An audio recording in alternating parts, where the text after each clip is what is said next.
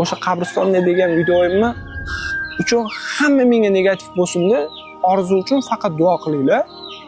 Orzu uchun faqat yaxshi kommentariy yozinglar, bo'ldi. Men yomon bo'lay, lekin orzuni yomonlamanglar, iltimos. Orzuni yomonlab yozgan kommentlaring meni ich-ichimga botib o'tib ketadi. Endi uni oilasidagilarni ahvolini tushunaveringlar. O'zinglar uchun hammamiz insonmiz. Yoshligimizda vijdon degan narsa bilan tug'ilganmiz. O'sha agar vijdonimiz o'lib qolmagan bo'lsa, o'zi uchun harakat qilib yurgan, o'zini karyerasini qurib yurgan 21 yoshli qiz, olamdan o'tgan qiz uchun negativ yozish bu vijdonsizlikka kiradi men uchun.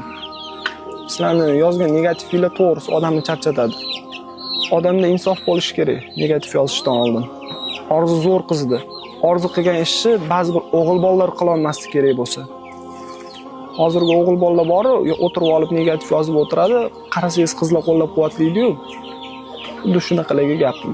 Negativ yozishni to'xtatinglar iltimos. Orzu zo'r qizida, joylari jannatdan bo'lsin, oxiratlari obod bo'lsin.